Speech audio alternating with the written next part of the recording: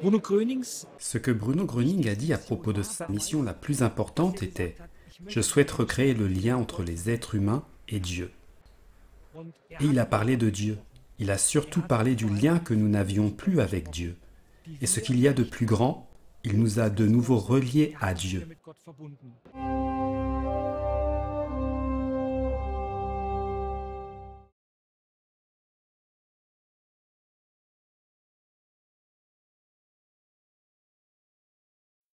Bruno Gröning spricht Bruno Gröning und dit sagt, Gott Dieu ist der größte Arzt est le aller plus grand Menschen. médecin Aber de er tous wusste les auch, hommes. dass wir aus der Mais il Verbindung savait aussi mit Gott que nous avions perdu tout lien avec Dieu.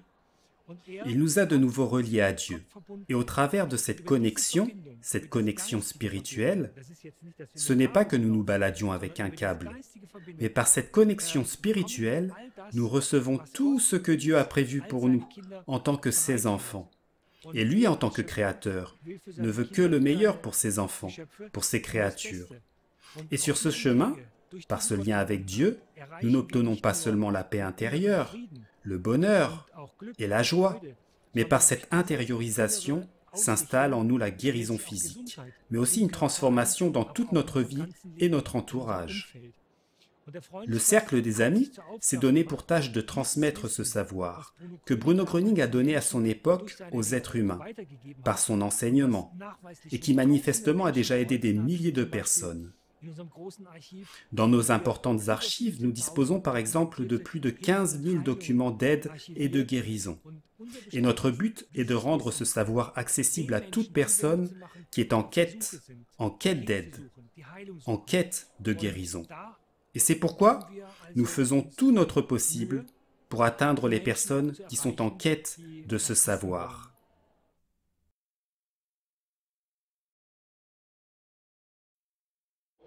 Dans les années 50, plus exactement en 1949, Bruno Gröning est apparu sur la scène publique dans le monde entier.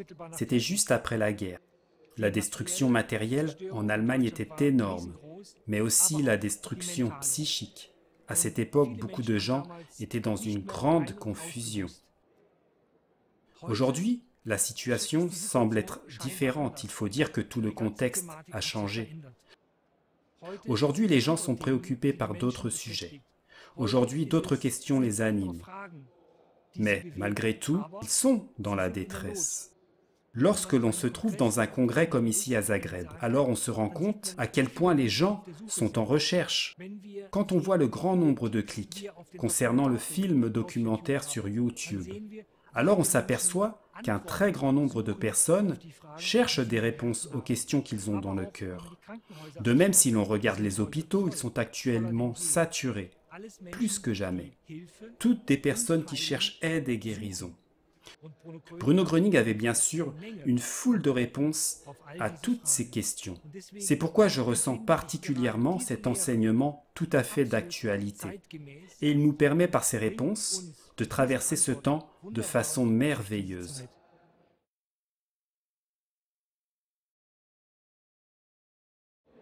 Que la paix s'installe. Nous l'avons déjà montré où nous expérimentons qu'elle n'est pas seulement dans notre cœur, mais que cette paix se propage aussi par la suite. Car si la paix est en moi, alors je ne pourrai plus me disputer avec mon voisin. Et si je ne me dispute plus avec mon voisin, ni avec mes collègues, alors une certaine paix m'entoure. Et cela se propage. C'est ainsi que le WPPS, une organisation de paix affiliée à l'ONU, a reconnu que le Cercle des Amis est très investi dans le domaine du rétablissement de la paix et nous a décerné le prix de la paix. Je crois que c'était en 2014 ou en 2013. C'est une distinction spéciale que cette organisation a décernée à des personnalités importantes et de grande valeur, telles que le Dalai Lama, Mère Teresa, pour leurs actions en faveur de la paix.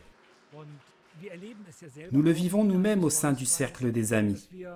Nous observons en ce moment dans les pays de l'ex-Yougoslavie, avec les Serbes, avec les Croates, avec les groupes ethniques les plus divers, qu'il y a là simplement une paix humaine. Même si ce n'est pas encore tout à fait sur le papier, dans les cœurs, la paix est là. C'est ainsi que nous le constatons également en Israël. Là-bas, des gens se rencontrent sans être du même bord d'un point de vue purement politique.